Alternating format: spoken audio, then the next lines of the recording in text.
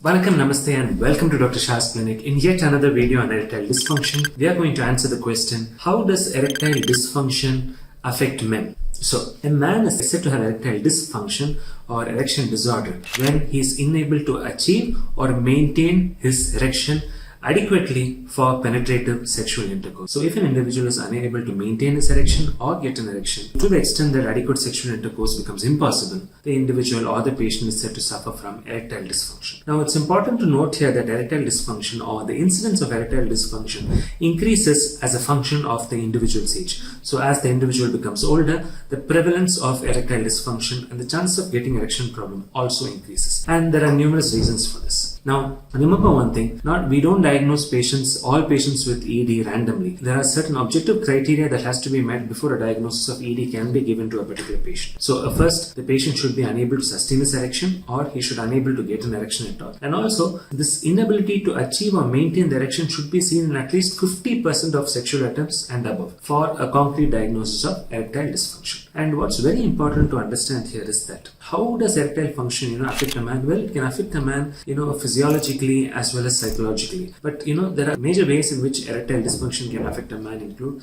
number one, it affects his self-esteem, and that's the most important thing.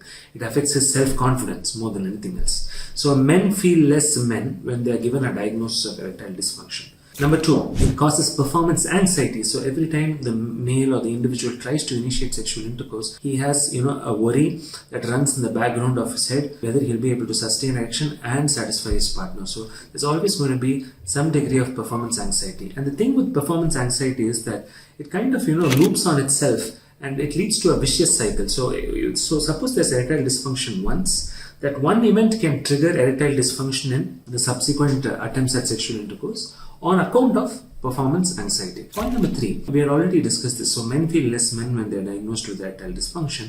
It can also lead to clinical depression. So in some men, what we have seen in our clinic is, roughly about 8% to 11% of men actually with erectile dysfunction also have symptoms of severe clinical depression. They don't get sleep in the night.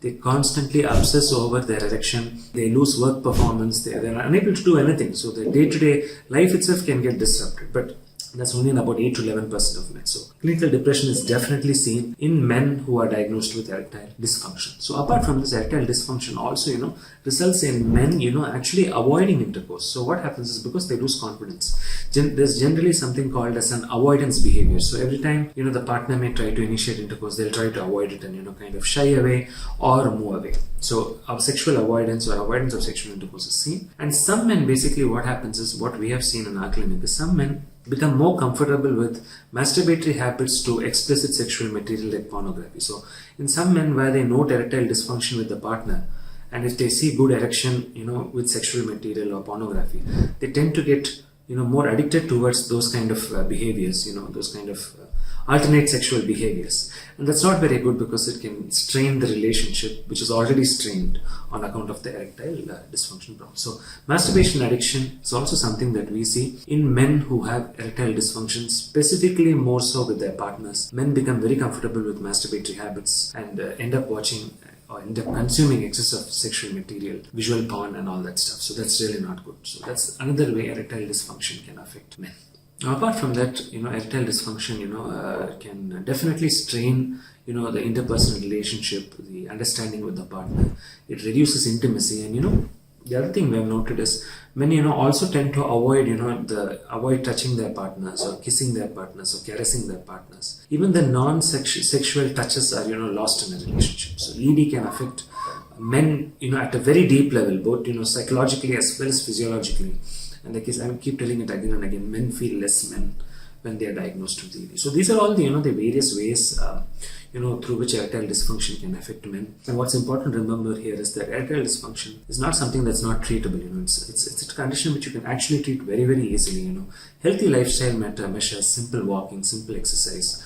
The first thing is to establish a diagnosis. Once you have a diagnosis, you adopt healthy lifestyle measures, change your food habits, try walking, try exercise, take medications for a 30-day course or a 60-day course, and you can easily come out of it. So I hope you enjoyed this video. I hope you found the video informative. I'll be making many more videos, and I'll see you back soon with the next video on erectile dysfunction. This is Dr. Shah. Welcome and Namaste.